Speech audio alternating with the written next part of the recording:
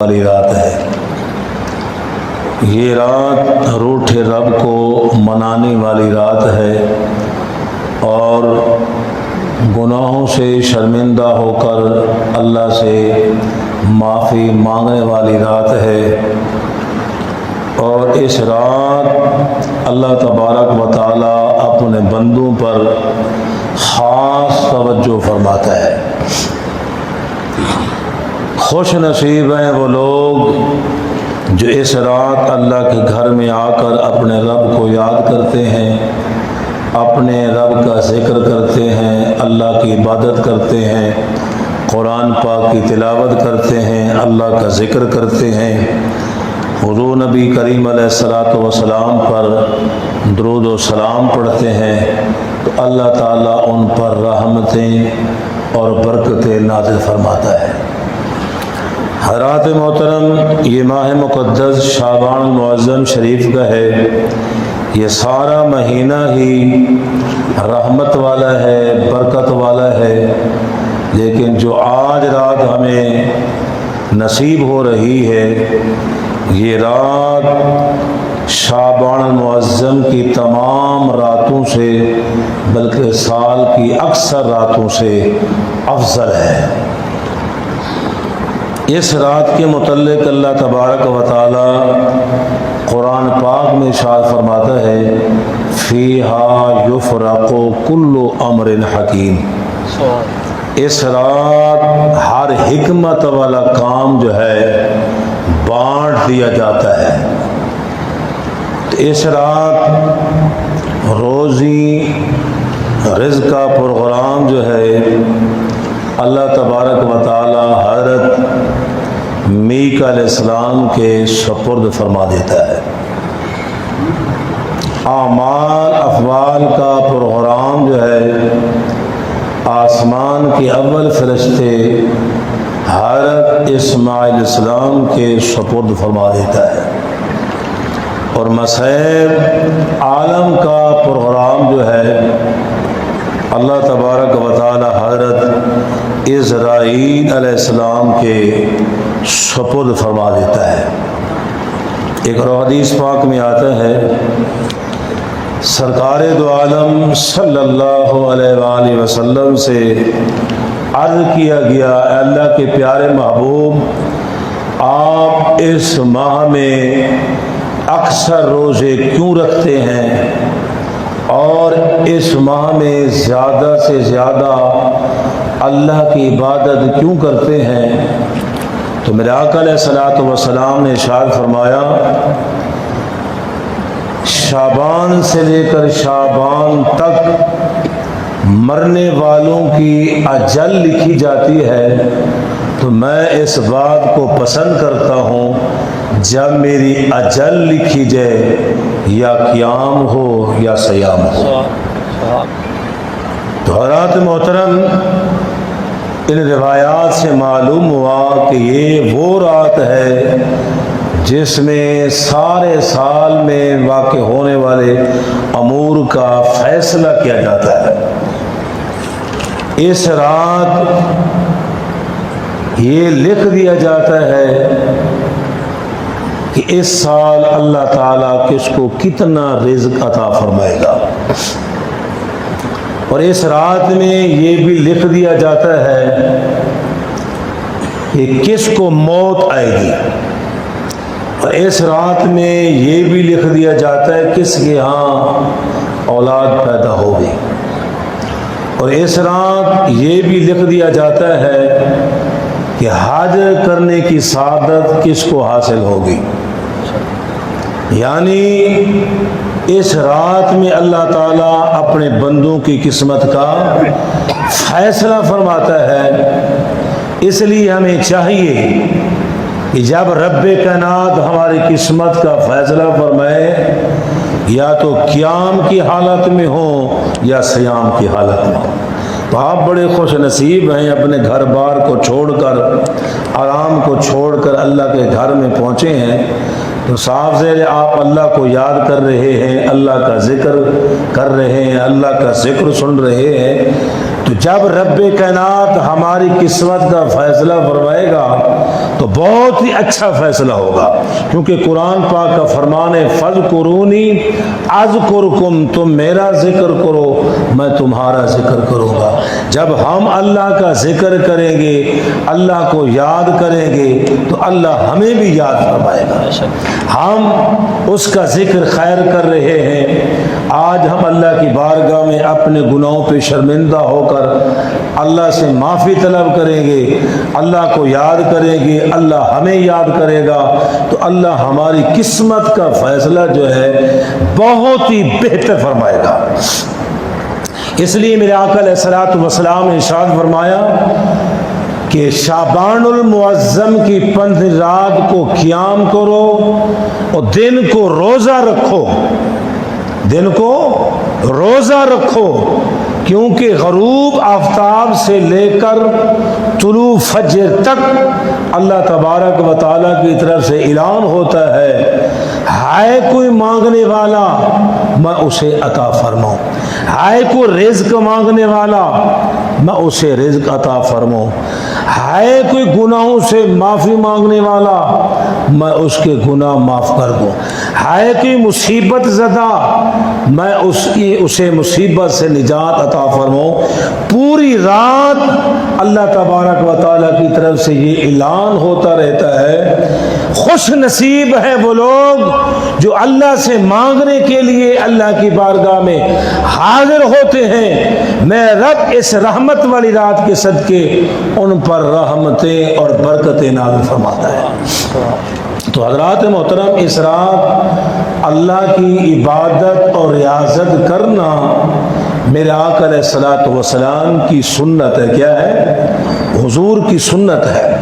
شیخ عبدالحق محدث دہلوی رحمۃ اللہ علیہ اپنی کتاب مدارج النبوت میں تحریر فرماتے ہیں، ام المؤمنین عائشہ الصدیقہ رضی اللہ تعالی عنہا فرماتی ہیں کہ ایک رات میرے آقا علیہ الصلوۃ والسلام میرے پاس تشریف لے آئے اور تھوڑی دیر آپ نے آرام فرمایا، اس کے بعد پھر آپ نے نماز شروع فرمائی، قیام فرمایا، رکوع فرمایا، پھر آپ نے سجدہ فرمایا، سجدہ اتنا لمبا فرمایا میں نے گمان کیا کہ شاید آپ کی روح انور جو ہے جسم مبارک سے پرواز کر گئی۔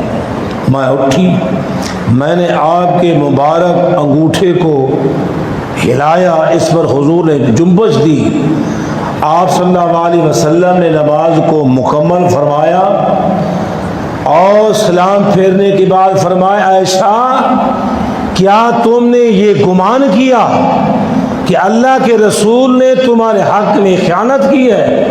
عرض کیا یا رسول اللہ یہ بات نہیں ہے، بلکہ آپ نے اتنا لمبا سجدہ فرمایا ہے، میں نے گمان کیا شاید آپ کی روح مبارک جو ہے جسم مبارک سے پرواز کی ہے۔ میرے آقا علیہ الصلوۃ والسلام نے فرمایا، عائشہ کیا تو جانتی ہے یہ کون سی رات ہے؟ میں نے عرض کیا اللہ اور اللہ کا رسول بہتر جانتا ہے۔ تو میرے آقا علیہ الصلوۃ والسلام نے فرمایا یہ شعبان المعظم کی 15ویں رات ہے، اس رات رب کائنات آسمان دنیا پر اپنی خاص رحمت فرماتا ہے اور اپنے بندوں کو آواز دیتا ہے کوئی میرا بندہ میرے در پہ آئے مجھ سے مانگے میں اسے عطا فرماؤں۔ عائشہ آج یہ وہ رات ہے کہ اس رات بنو کلب کی بکریوں کے بالوں کی گنتی سے بھی زیادہ رب کائنات میری امت کی بخشش فرما دیتا ہے۔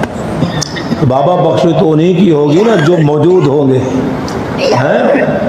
جو موجود ہوں گے، اللہ کو یاد کر رہے ہوں گے، اللہ کا ذکر کر رہے ہوں گے، قرآن پاک کی تلاوت کر رہے ہوں گے، اپنے گھر بار کو چھوڑ کر اللہ کے گھر میں آئیں گے تو صاف سے اللہ ان کی بخشش فرمائے گا۔ تو معلوم ہوا اس رات اللہ کی عبادت کرنا میرے آقا علیہ الصلوۃ والسلام کی سنت ہے، اور اس رات جو ہے قبرستان میں جانا یہ بھی میرے آقا علیہ الصلوۃ والسلام کی سنت ہے۔ ام المؤمنین عائشہ صدیقہ رضی اللہ تعالی عنہا فرماتی ہیں کہ ایک رات میرے آقا علیہ الصلوۃ والسلام میرے پاس تشریف لے آئے اور وہ رات میری باری کی تھی. تھوڑی دیر آپ نے آرام فرمایا پھر اٹھ کے چل دیے. میں بھی پیچھے پیچھے آپ کے پیچھے چل دیکھتے ہوں کہ آپ صلی اللہ علیہ وسلم کہاں تشریف لے جاتے ہیں. تو میں نے کیا دیکھا کہ حضور قبرستان مدینے کے قبرستان میں تشریف لے گئے اور اللہ کی بارگاہ میں جا کر دعا مانگ رہے ہیں کہ اے میرے پروردگار میری گنہگار امت کی بخشش فرما. اللہ کی بارگاہ میں اپنی امت کی بخشش کی دعا مانگ رہے ہیں. جب عائشہ تو صدیقہ رضی اللہ تعالی عنہا کو دیکھا تو میرے آقا علیہ الصلوۃ والسلام نے فرمایا اے عائشہ کیا تم نے یہ گمان کیا کہ اللہ کے رسول نے تمہارے حق میں خیانت کی ہے؟ عرض کی میرے پیارے آقا میں نے سمجھا کہ شاید آپ کسی اور بیوی کے پاس تشریف لے گئے ہیں. میرے آقا علیہ الصلوۃ والسلام نے فرمایا عائشہ یہ شعبان المعظم کی 15ویں رات ہے. اس رات رب کائنات میری گنہگار امت کی بخشش فرماتا ہے. خود رب کائنات اپنے بندوں کو آواز دیتا ہے اے کوئی میرا بندہ گنہگار میرے در پہ آنا اس کا کام ہے, اس کے گناہ معاف کر دینا میں رب کا کام. تو معلوم ہوا اس رات قبرستان میں جانا اپنے عزیز و قارب کے لیے دعا کرنا یہ بھی میرے آقا علیہ الصلوۃ والسلام کی سنت. حضور غوث سمدانی کتب ربانی شہباز لامکانی محبوب سبحانی پیر لاسانی شیخ سیدنا عبد القادر جیلانی رضی اللہ تعالی عنہ اپنی کتاب غنیمت الطالبین میں لکھتے ہیں کہ ایک رات حضرت جبریل امین حضور کی بارگاہ میں حاضر ہوتے ہیں. عرض کرتے ہیں اللہ کے پیارے رسول سب پڑھیں صلی اللہ علیہ وآلہ وسلم ذرا آسمان کی طرف نگاہ اٹھا کے دیکھیں. میرے آقا علیہ الصلوۃ والسلام آسمان کی طرف دیکھتے ہیں تو حضرت جبریل امین عرض کرتے ہیں اللہ کے پیارے رسول یہ شعبان المعظم کی 15ویں رات ہے. اس رات رب کائنات 300 رحمت کے دروازے کھول دیتا ہے. کتنے؟ 300 رحمت کے دروازے کھول دیتا ہے. ہر اس شخص کی بخشش فرما دیتا ہے جو مشرک نہ ہو, جادو کرنے والا نہ ہو, شراب پینے والا نہ ہو, زنا کرنے والا نہ ہو, کینہ رکھنے والا نہ ہو, ماں باپ کا نافرمان نہ ہو, سود کھانے والا نہ ہو. فرمایا ان 6 بندوں کے علاوہ ہر شخص کی اللہ تعالیٰ بخشش فرما دیتا ہے. ان لوگوں کی اس وقت بخشش نہیں ہوتی جب تک سچے دل سے یہ توبہ نہ کر لے. یعنی اس رات جو مشرک ہے اس کی بھی بخشش نہیں ہوتی, جو جادوگر ہے اس کی بھی بخشش نہیں ہوتی, جو شراب پیتا ہے, سود کھاتا ہے, ماں باپ کا نافرمان ہے, رشتہ داروں سے تعلق توڑتا ہے اور مسلمان کے لیے اپنے دل میں حسد رکھتا ہے, کینہ رکھتا ہے. کیونکہ حضرات محترم یہ بیماریاں ایسی ہیں, یہ گناہ ایسے ہیں کہ اس رات بھی رب کائنات ان کی بخشش نہیں فرماتا. حالانکہ اس رات 300 رحمت کے دروازے کھلے ہوئے ہیں. آپ جیسے بندے کے دل میں دوسرے بندے کے لیے کینہ ہے, حسد ہے, اس سے نفرت کرتا ہے, اللہ تعالیٰ اس کی بخشش حدیث پاک میں آتا ہے. میرے آقا علیہ الصلوۃ والسلام تشریف فرما تھے, صحابہ کرام حضور کی بارگاہ میں حاضر تھے اور اتنے میں ایک شخص آیا تو میرے آقا علیہ الصلوۃ والسلام نے فرمایا میرے غلاموں تھوڑی دیر میں ایک جنتی شخص آنے والا ہے, اس کی زیارت کر لینا. اتنے میں ایک شخص آیا, انصاری تھا, جس نے تازہ وضو کیا ہوا تھا, داڑھی سے پانی کے قطرے گر رہے تھے, ہاتھ میں جوتا تھا. آ کر حضور کی بارگاہ میں حاضر ہو گیا۔ تھوڑی دیر کے بعد وہ چلا گیا۔ دوسرے دن پھر میرے آقا علیہ الصلوۃ والسلام نے فرمایا، صحابہ کرام حضور کی بارگاہ میں حاضر تھے، میرے آقا علیہ الصلوۃ والسلام نے فرمایا، آئے میرے غلاموں، تھوڑی دیر میں کہ جنتی شخص آنے والا ہے، اس کا دیدار کر لینا۔ دوسرے دن بھی وہی انصاری آیا۔ تیسرے دن پھر میرے آقا علیہ الصلوۃ والسلام نے فرمایا، آئے میرے غلاموں، ایک جنتی شخص آنے والا ہے، اس کا بھی دیدار کر لینا۔ تیسرے دن بھی وہ انصاری شخص تھا۔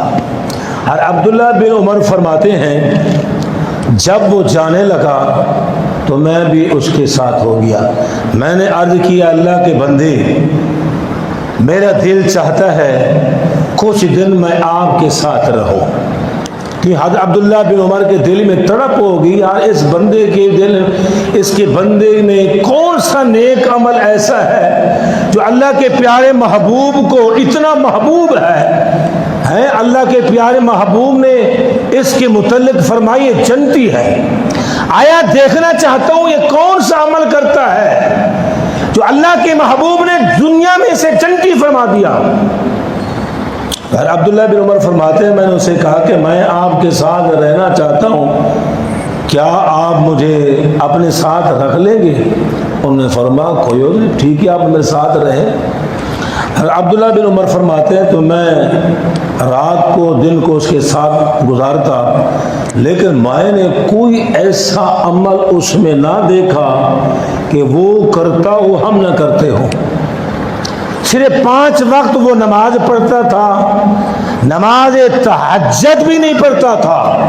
ہاں، رات کو جب اس کی آنکھ کھلتی وہ اللہ کا ذکر کر لیتا، اللہ کا ذکر کر لیتا۔ جب 3 دن گزر گئے تو میں نے اسے کہا، بس مجھے اجازت دے، میں اپنے گھر جانا چاہتا ہوں، لیکن آپ سے یہ پوچھنا چاہتا ہوں کہ اللہ کے پیارے محبوب نے آپ کے متعلق فرمایا ہے یہ شخص جنتی ہے، اس لیے میں آپ کے ساتھ رہا، تو میں نے تو کوئی ایسا عمل نہیں دیکھا جو آپ کرتے ہو ہم نہ کرتے ہوں۔ میں نے آپ کے ہر عمل کو ہلکا پایا ہے، میں نے تو کوئی نہیں دیکھا۔ یا تو بتا کوئی ایسا عمل تیرے پاس ہے جو تو کرتا ہے، اللہ کے پیارے محبوب نے تیرے متعلق فرمایا یہ جنتی ہے۔ اس انصاری نے کہا، 3 دن آپ میرے ساتھ رہے ہیں، آپ نے میرے سارے اعمال دیکھ لیے اور کوئی ایسا عمل تو نہیں ہے میرے پاس جو میں کرتا ہوں۔ بہرحال انہوں اجازت مانگ کے چلنے لگے۔ بعد میں انصاری نے اسے آواز دے کر کہا، ادھر آؤ، میرے پاس کوئی اور عمل تو نہیں ہے، ہاں البتہ جب میں رات کو بستر پر جاتا ہوں اپنے دل سے ہر قسم کے خیالات نکال دیتا ہوں، اور میرے دل میں کسی مسلمان کے لیے کوئی نفرت نہیں ہوتی، کوئی حسد نہیں ہوتا، میں اپنا دل خالی کر کے بستر پر سو جاتا ہوں۔ عبداللہ بن عمر نے فرمایا، پھر امت یہ جو عمل ہے، اسی عمل کے صدقے اللہ کے پیارے محبوب نے فرمایا ہے تو جنتی ہے۔ تو حضرات محترم دیکھ لیں، جو بندہ صرف نماز پڑھتا ہے، زیادہ تہجد گزار بھی نہیں ہے، لیکن اس کے دل میں مسلمان کے لیے کینہ نہیں ہے، بغض نہیں ہے، حسد نہیں ہے، اور اس کے دل میں مسلمان کے لیے نفرت نہیں ہے، جب وہ بستر پر جاتا ہے سب کو معاف کر کے سو جاتا ہے۔ اللہ کے پیارے محبوب نے فرمایا ایسا عمل ہے جو اللہ تعالیٰ اس کے بدلے میں اسے جنت عطا فرمائے گا۔ تو برکت والی رات ہے، اللہ تعالیٰ ہم سب کو یہ عمل بھی عطا فرمائے کہ ہم مسلمان سے نفرت نہ کریں اور کینہ نہ رکھیں، بغض نہ رکھیں۔ ہر مسلمان کے لیے اپنا دل صاف ہونا چاہیے۔ تو معلوم ہوا اس رات جو مسلمان سے کینہ رکھتا ہے اس کی بخشش بھی نہیں ہوتی، ورنہ ہر مسلمان کی اللہ تعالیٰ بخشش فرما دیتا ہے۔ یہ رات جو ہے بڑی برکت والی رات ہے، عظمت والی رات ہے۔ اس رات کو ہمیں چاہیے کہ ہم اللہ کی عبادت کریں، نوافل پڑھیں، اللہ کو یاد کریں۔ روایات میں آتے ہیں عیسیٰ علیہ السلام کا ایک پہاڑ سے گزر ہوا، دیکھا کہ اس پہاڑ کے قریب ایک سفید پتھر ہے، بڑا خوبصورت ہے۔ اس خوبصورت پتھر کو دیکھ کر تعجب کرنے لگے۔ اللہ تبارک و تعالیٰ نے ان پر وحی نازل فرمایا، میرے پیارے پیغمبر، کیا اس پتھر کی خوبصورتی کو دیکھ کر تعجب کرتے ہو؟ کیا اس سے زیادہ تعجب والی چیز تم پر ظاہر کر دوں؟ عیسیٰ علیہ السلام نے فرمایا، مولا کیوں نہیں۔ اللہ کی قدرت سے وہ پتھر جو ہے پھٹ گیا، کیا دیکھا کہ اس کے اندر ایک بزرگ موجود ہے جس کے ہاتھ میں سبز رنگ کا عصا ہے اور انگور کا درخت لگا ہوا ہے اور وہ انگور کھا رہا ہے۔ ہر عیسیٰ علیہ السلام نے فرمایا، اے بندہ خدا، بتا کتنا عرصہ ہو گیا ہے اس پتھر میں اللہ کی عبادت کرتے کرتے؟ اس بزرگ نے جواب دیا، 400 سال گزر گئے۔ کتنے؟ اور میری ہر دن کی یہ خوراک ہے، میں انگور کھاتا ہوں، اس پتھر میں اللہ کی عبادت کرتا رہتا ہوں۔ ہر موسیٰ علیہ السلام کے دل میں خیال آتا ہے کہ میرے پروردگار، اس شخص سے تو نے پیاری کوئی مخلوق پیدا ہی نہیں کی، یہ اتنی بڑی سعادت اس کو حاصل ہے۔ تو اللہ تبارک و تعالیٰ نے حضرت عیسیٰ علیہ السلام پر وحی نازل فرمایا، اے میرے پیارے پیغمبر، میرے محبوب کی امت میں سے جو شخص شعبان المعظم کی 15ویں رات 2 نفل ادا کرے گا، میں اسے اس 400 سالہ شخص کی عبادت سے اسے زیادہ ثواب عطا فرماؤں گا۔ تو حضرات محترم، آج اللہ کی عبادت کریں، نوافل پڑھیں، اپنے رب کو یاد کریں، اللہ تبارک و تعالی آپ کو بے حساب بے انتہا اجر و ثواب عطا فرمائے گا۔ لیکن یاد رکھیں، جو شخص پہلے مقروض ہیں، قرض دار ہیں، ان کو پہلے قرضہ اتارنا چاہیے۔ ساتھ ایک بندہ مقروض ہے، اس کو چاہیے نا پہلے قرضہ اتارے، پھر بعد میں وہ جو ہے اپنا کام سنبھالے، کیونکہ جن حضرات کی فرض نمازیں قضا ہو چکی ہیں، فرض نمازیں قضا ہو چکی، انہیں چاہیے کہ وہ اس رات ان کی قضا کریں۔ کیا کریں؟ ان کی قضا کریں، کیونکہ میرے آقا علیہ الصلوۃ والسلام کا فرمان ہے کہ کوئی بندہ میرے کسی محبوب چیز کے ذریعے میرا قرب حاصل نہیں کر سکتا جب تک وہ فرائض ادا نہیں کرتا، جب تک وہ فرائض ادا نہیں کرتا۔ فرمایا جو فرائض بھی ادا کرتا ہے، پھر کثرت کے ساتھ نوافل پڑھتا ہے، پھر میں اسے اپنا محبوب بناتا ہوں۔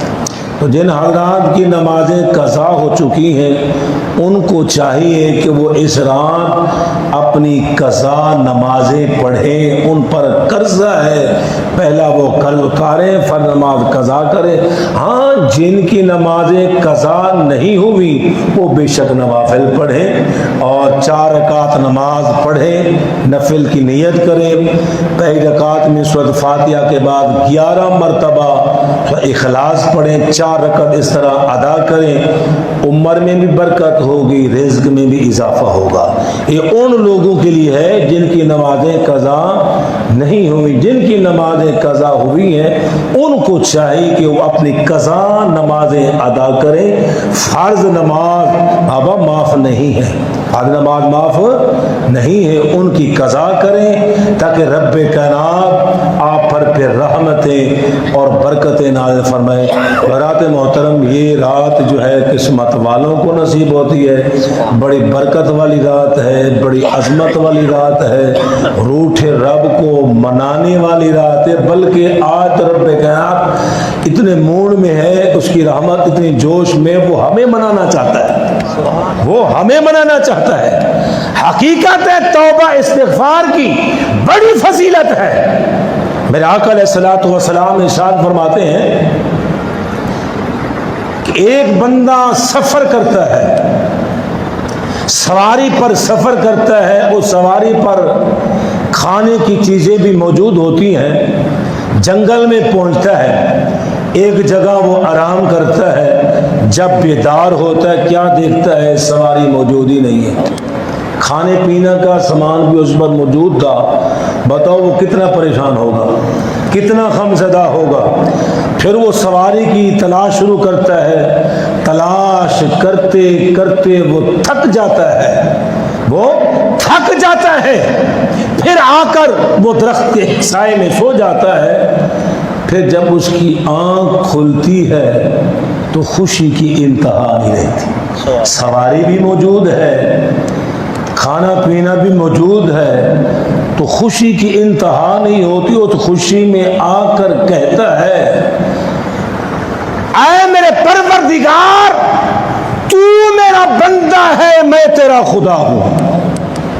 حالانکہ چاہیے تو یہ تھا وہ یہ کہتا کہ یا اللہ تو میرا خدا ہے، میں تیرا بندہ ہوں، میں تیرا بندہ ہوں۔ لیکن جب سواری کو دیکھتا ہے وہ اتنا خوش ہوتا ہے، اس خوشی میں آ کر کہتا ہے اے میرے پروردگار تو میرا بندہ ہے، میں تیرا خدا ہوں۔ فرمایا جب بندے کو سواری ملتی ہے، اس وقت جب اس کو خوشی ملتی ہے، رب کائنات جب اس کا بندہ اس کے گھر میں آ کر تہ دل سے توبہ کرتا ہے، رب کائنات اس سے بھی زیادہ خوش ہوتا ہے، اس سے بھی زیادہ خوش ہوتا ہے۔ جب پیاسے کو پانی مل جائے، بے اولاد کو اولاد مل جائے، گم شدہ سواری مل جائے، جب بندے کو خوشی ملتی ہے، رب کائنات اس سے بھی زیادہ خوش ہوتا ہے اس بندے پر جب بندہ صدق دل سے اس کی بارگاہ میں توبہ کرتا ہے۔ اللہ تبارک و تعالی توبہ کرنے والوں کو پسند بھی کرتا ہے، توبہ کرنے والوں سے محبت بھی کرتا ہے، توبہ کرنے والوں کو اپنا دوست بھی بنا لیتا ہے۔ اس لیے ہمیں توبہ استغفار کرنی چاہیے۔ حضرت حذیفہ رضی اللہ تعالی عنہ فرماتے ہیں کہ میری زبان میں تکلیف تھی۔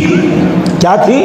تکلیف تھی، میں کسی کو بتاتا بھی نہیں تھا، لیکن حضور کی بارگاہ میں جب میں نے عرض کی اللہ کے پیارے محبوب میری زبان میں تکلیف ہے، تو میرے آقا علیہ الصلوۃ والسلام نے فرمایا توبہ استغفار کیا کر۔ کیا کیا کر؟ توبہ استغفار کیا کر، کیونکہ میں بھی دن میں 70 مرتبہ، بلکہ حدیث میں آتا ہے حضور دن میں 100 مرتبہ استغفار کرتے تھے۔ حالانکہ میرے آقا علیہ الصلوۃ والسلام تو معصوم ہیں، لیکن نبی کا ہر فعل امت کے لیے سبق ہوتا ہے، تو معلوم ہوا توبہ استغفار کرنے سے بیماریاں بھی دور ہوتی ہیں، تکلیفیں بھی دور ہوتی ہیں، پریشانیاں بھی دور ہوتی ہیں، مصیبتیں بھی چلتی ہیں، رب بھی خوش ہوتا ہے، رب کا رسول بھی خوش ہوتا ہے۔ اس لیے ہمیں توبہ کرنی چاہیے، سچے دل سے توبہ کرنی چاہیے۔ اللہ تبارک و تعالیٰ بڑا مہربان ہے، غفور رحیم ہے، وہ ہماری توبہ کو قبول فرمائے گا۔ ایک شخص نے کسی شخص کے متعلق کہا قسم رب کائنات کی اللہ تعالیٰ اس کو نہیں بخشے گا۔ رب کائنات کی رحمت جوش میں آئی، فرمایا کون ہے جو میری قسم کھا کے کہتا ہے کہ میں اسے نہیں بخشوں گا؟ فرمایا میں نے اسے بخش دیا، اس کے عمل سے کر دیے۔ تو معلوم ہوا اللہ تعالیٰ اپنے بندوں پر بڑا مہربان ہے، اپنے بندوں سے محبت کرتا ہے۔ جب بندہ صدق دل سے توبہ کا لفظ زبان سے ادا کرتا ہے، ابھی لفظ پورا ادا نہیں ہوتا رب کائنات اس کی توبہ کو قبول فرما لیتا ہے۔ تو اللہ کے بارگاہ میں آج عاجزانہ التجا ہے، درد بھری تمنا ہے کہ رب کائنات ہم سب کو صدق دل کے ساتھ توبہ کرنے کی توفیق رفیق عطا فرمائے۔ زور سے کہہ دے آمین۔ اللہ تعالیٰ آج کی رات کے انوار و برکات سے ہم سب کو مالا مال فرمائے، اور جو جو آپ حضرات کے دلوں میں تمنا ہے اللہ تعالیٰ وہ پوریا فرمائے۔ خاص کر اللہ تعالیٰ ہم سب پر راضی ہو جائے۔ اللہ اس محفل کے صدقے ہماری دنیا بھی بہتر فرمائے، آخرت بھی بہتر فرمائے۔